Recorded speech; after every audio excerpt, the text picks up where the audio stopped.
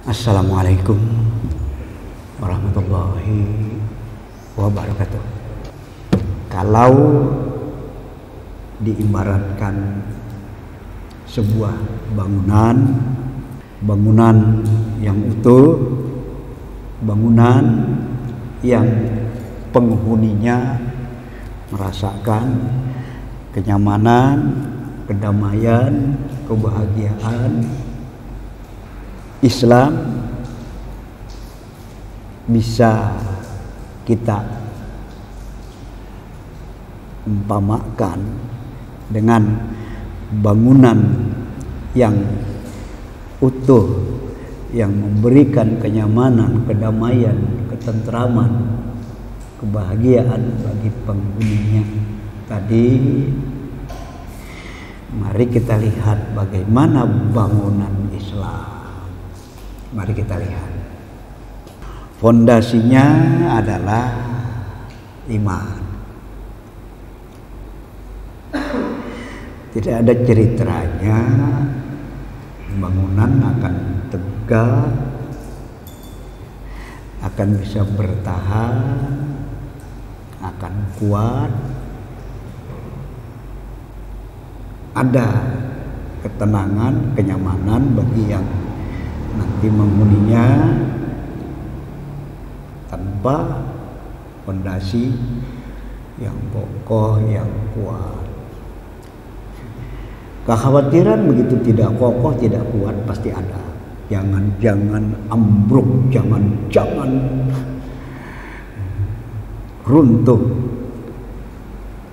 Itulah kira-kira bentuk kekhawatiran yang akan ada. Fondasinya sekali lagi iman. Kemudian kerangka bangunannya adalah ilmu. Ilmulah nanti yang akan memberikan petunjuk, yang akan memberikan guidance, arahan, sampai nanti struktur bangunan yang seperti apa yang diinginkan akan diberikan oleh ilmu. Tanpa ilmu sebenarnya tidak akan ada Islam. Tidak akan ada Islam, artinya Islam itu ya memang tidak akan pernah tegak. Kalau kemudian orang mengaku Muslim tapi tidak ada ilmu, maka beberapa kemungkinan yang justru pas untuk disematkan kepada orang tersebut. Pertama, dia berarti berislam hanya ikutan. Tidak ada ilmunya kok. Kedua, dia sebenarnya berislam hanya dengan menduga-duga, melihat orang sholat, oh begitu rupanya sholat, diduga-duga. Apalagi tambah lagi orang berislam tidak ada ilmunya. Islam itu sendiri sejatinya juga adalah ilmu. Nah sehingga tidak mungkin Islam itu ditegakkan di atas kebodohan. Maka berarti orang yang berislam tanpa ilmu, ya itulah memang nanti jadi ahlul jahiliyah, orang-orang yang bodoh sebenarnya. Apa yang diharapkan? Apa yang bisa diharapkan oleh Islam dari orang-orang yang bodoh? Tidak ada yang bisa diharapkan. Nanti baru yang ketiganya ya memang manifestasi dari iman, ilmu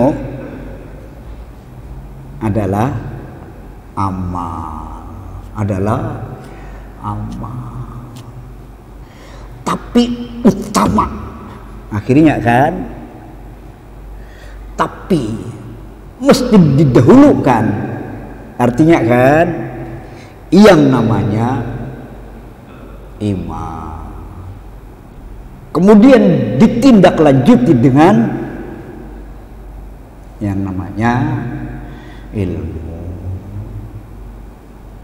Beriman berilmu tidak bisa. Beriman berilmu tanpa kemudian diamalkan menjadi kehilangan makna juga. Majelis yang dimuliakan oleh Allah, ulumukum dinukum fanzuru mimman akhadtum dinakum. Sering kan ucapan ini saya sampaikan. Ucapan siapa? Ucapan Muhammad Ibnu Sirin, salah seorang dari kalangan ulama dari kalangan tabi'in. Ulumukum dinukum, ilmumu itulah agamamu. Ada ilmu kamu, mudah-mudahan ada pula agamamu. Tidak ada ilmu, apa yang akan bisa dikatakan yang namanya agama? Benar ilmumu, akan benar pula agamamu. Belepotan ilmumu, belepotan pula agamamu. Campur aduk ilmumu, benar salah nyampur, maka akan campur aduk pula agamamu. Logik ya, bisa dicerna ya, bisa diterima ya, sulit dibantah ya.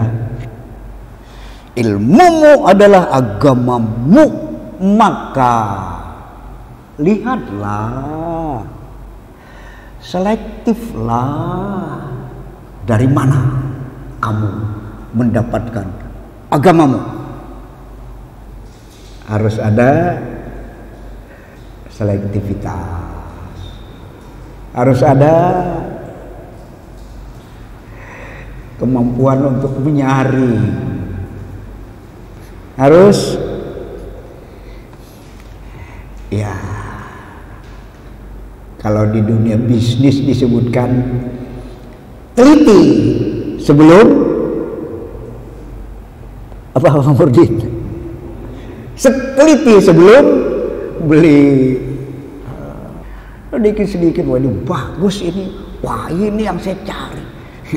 Dasarnya apa dulu? Alasannya apa dulu? Sudah diteliti enggak? Sudah disaring enggak? Majelis yang dimuliakan oleh Allah, agar benar di dalam beragama, maka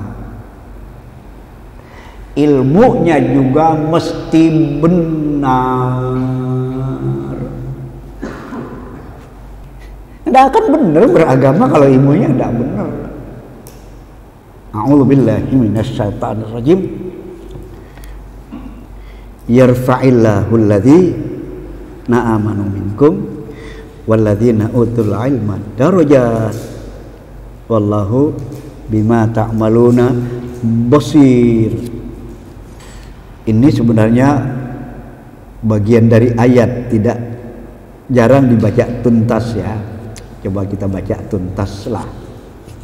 Ya ayyuhalladzina amanu idza qila lakum tafassahu fil majalis fafsahu yafsahillahu lakum wa idza qila lakumun wa idza qila laku wa idza qilan syuzu fan syuzu yarfa'illahu alladhina amanu minkum walladzina utul ilma darajat. Itu utuhnya ayat ya, surah Al-Mujadilah ayat 11, surah 58 ayat 11. Wahai orang-orang yang beriman, apabila dikatakan kepadamu berilah kelapangan di dalam majelis, maka lapangkanlah.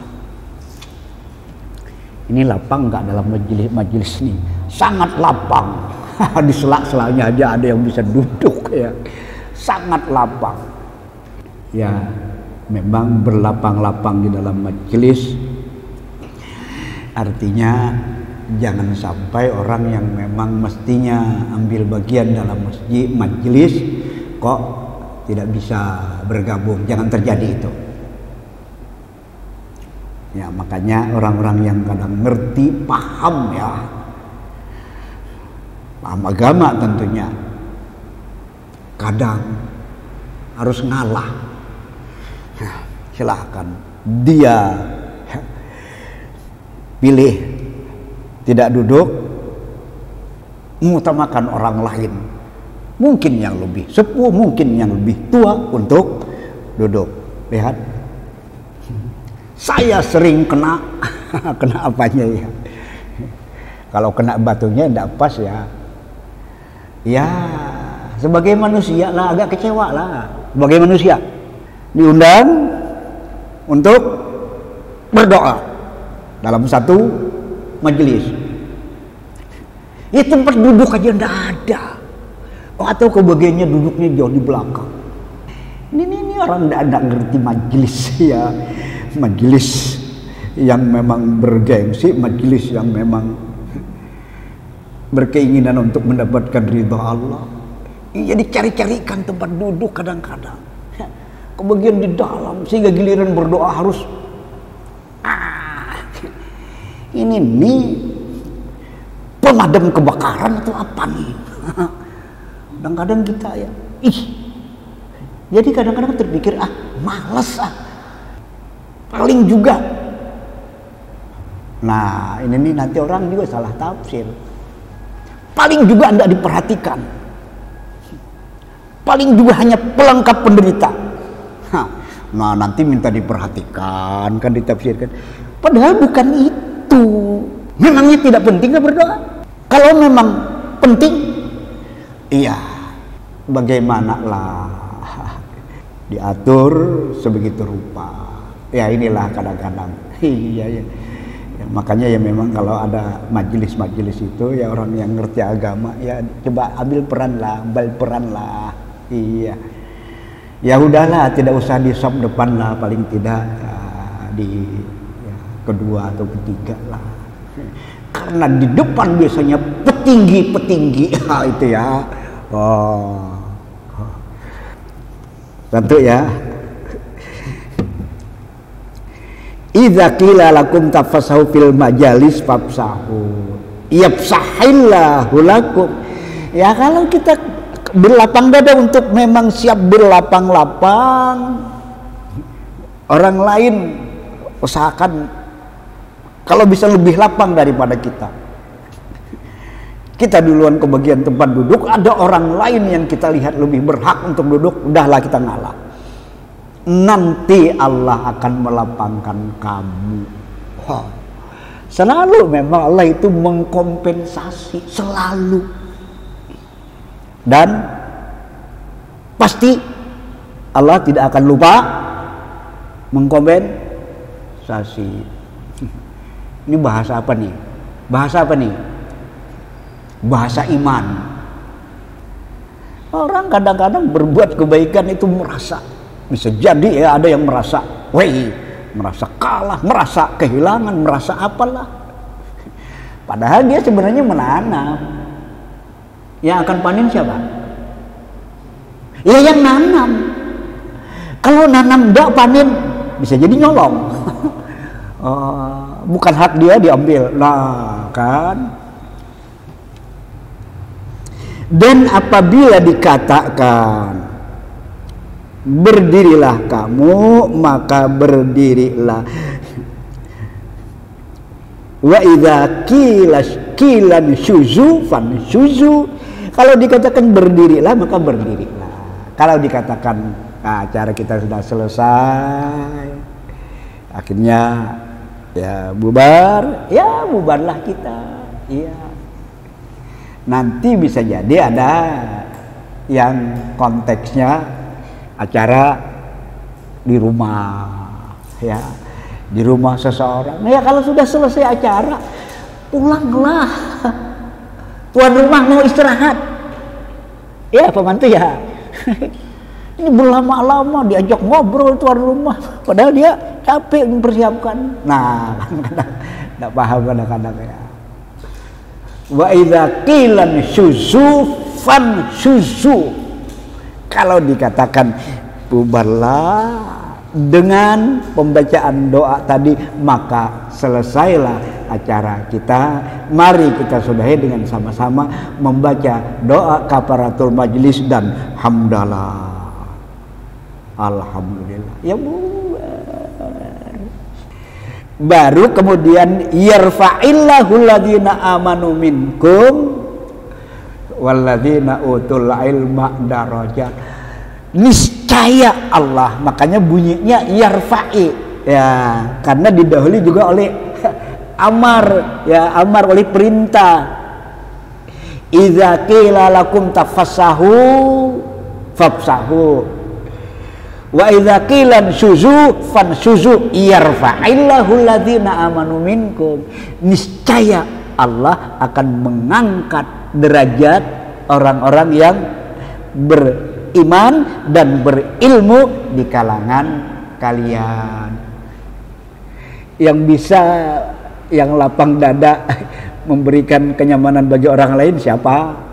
Yang berilmu ya, yang ada ilmunya ya, ada ilmunya dan ikhlas untuk berbagi. Sehingga dilanjutkan oleh Allah dengan niscaya Allah akan mengangkat beberapa derajat orang-orang yang beriman dan berilmu di antara kalian. Wallahu bima ta'maluna basir. Dan Allah maha mengetahui, maha melihat apa-apa yang kalian lakukan. Jangan khawatir, Allah ngelihat kok. Jangan khawatir, Allah tahu kok. Wallahu bima ta'maluna khabir, meliputi, mengetahui ya, ilmunya meliputi ya. Bima ta'maluna khabir, Allah meliputi ya, Allah maha mengetahui terhadap apa yang kamu kerjakan. Maha meliputi, maha teliti ya, dengan apa yang kamu kerjakan. Majelis yang dimuliakan oleh Allah mensarikan ke ayat ini, maka terkait dengan apa yang kita jadikan bahasan kita pada malam hari ini, ilmumu itulah agamamu. Allah sudah menegaskan di dalam Mujadilah ayat 11 ini bahwa orang yang berilmu akan diangkat derajatnya, bahwa orang yang berilmu yang pondasinya adalah iman dan kemudian wa amilus sholihat, beramal soleh, akan diangkat oleh Allah beberapa derajat. Majelis yang dimuliakan oleh Allah, ilmu yang benar untuk dibedakan dengan ilmu yang tidak benar. Ilmu yang benar pertama, ilmu yang memang didapat melalui penalaran yang sehat, logika berpikir yang sehat, bukan akal-akalan, tapi sejalan dengan akal sehat. Itu yang pertama. Nanti bisa jadi orang relatif awam dalil-dalil agama, bisa jadi ya, tapi dia masih punya akal. Maka akal sehat akan melahirkan nanti ilmu yang benar. Nyolong, menipu, ya, menzalimi orang, memfitnah orang, akal tahu kok, akal tahu kok kalau itu tidak benar. Nggak perlu sibuk-sibuk mencari dalil, akal udah tahu kok. Ilmu yang benar adalah fakta penciptaan yang ada, atau bisa didapat dari fakta penciptaan yang ada.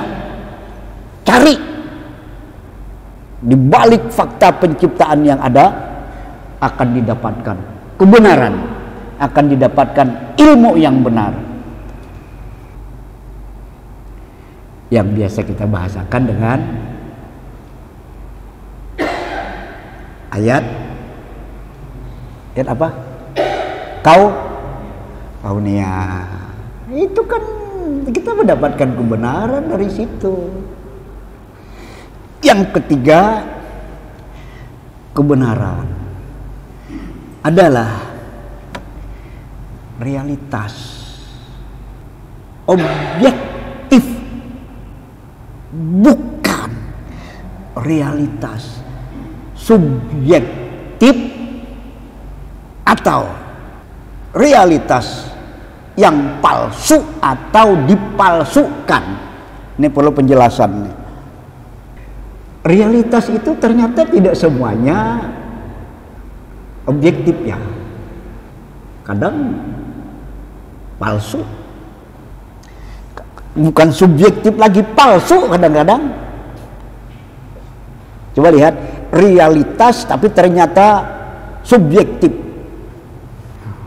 Ya kalau banyak pendukungnya berarti benar. Ya cacat logika coba. Atau subjektif lah. Kalau banyak pendukungnya berarti benar. Memangnya siapa yang menjamin banyak pendukungnya berarti benar? Siapa yang menjamin?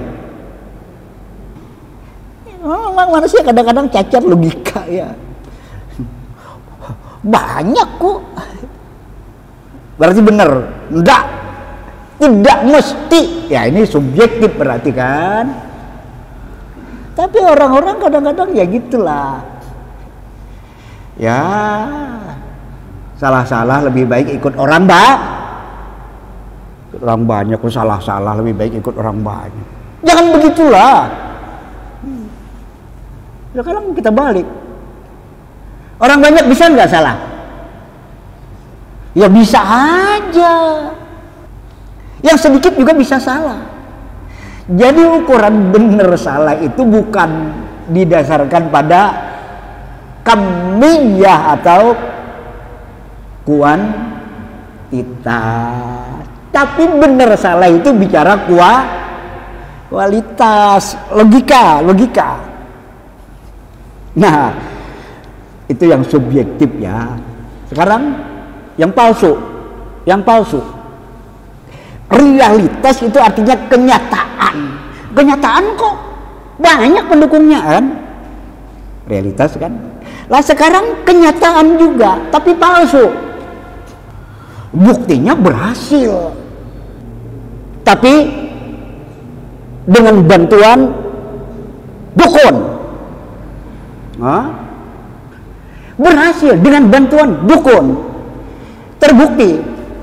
Tapi itu kepalsuan. Tapi itu hasil kolaborasi antara manusia dengan setan. Palsu kan?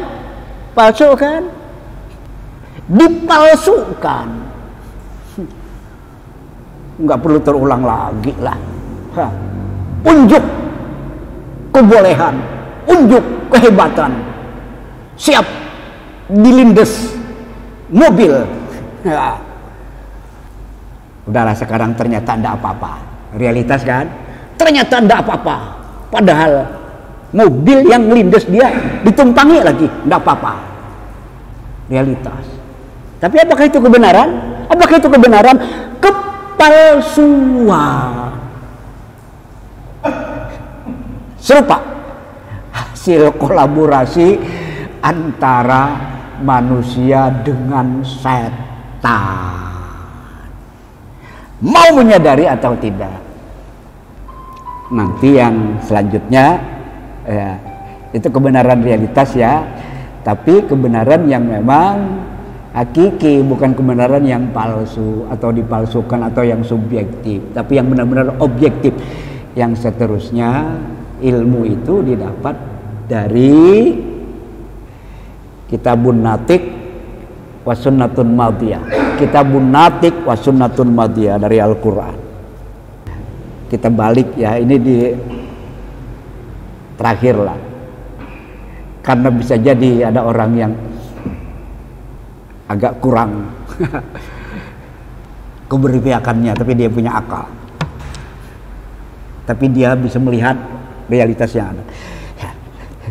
Ilmu yang memang kebenaran yang tidak terbantahkan ada dalam Kitabun Natik, ada dalam Al-Quran, dan juga dalam sunnah madiyah, dalam sunnah yang memang Allah berlakukan di alam ini. Bedanya nanti dengan hukum kauniyah, bedanya hukum kauniyah sudah ya, tapi kalau sunnatullah, begitu orang berbuat jahat pasti dia akan nanti ya akan mendapatkan balasan kejahatan. Orang yang menipu nanti gilirannya juga akan ditipu juga. Iya, atau paling tidak pasti dia juga akan dirugikan. Ini namanya sunnatullah. Orang yang memang durjana, orang yang memang melawan kebenaran senantiasa, endingnya pasti bahagia atau sengsara? Sengsara. Ini kan sunnatullah. Nah, dari situ belajarlah juga menemukan kebenaran. Wal akibatu lil muttaqin. Ending yang membahagiakan pasti hanya akan didapatkan oleh orang yang bertakwa. Jadi mencari kebenaran, mencari ilmu yang benar ya justru dari sunnah yang memang Allah berlakukan pada ciptaannya. Ya, ya mudah-mudahan ya kita ya, kalau ada pertanyaan, sudahkah nanti ilmu yang kita miliki, ilmu yang benar, sudahkah dalam dan luas ilmu kita seluas al-Islam? Jawaban jujurnya adalah iya, masih belum sepenuhnya, masih jauh dari sempurna. Nah, kalau sudah seperti itu, ya bersemangatlah, terdorong dan termotivasilah untuk terus mau menambah dan menambah ilmu. Lewat ya mau ngaji lah. Orang yang tidak ngaji itu rasa pinter banget. Apakah? Aduh, kasihan. Makasih dan mohon maaf. Assalamualaikum warahmatullahi wabarakatuh.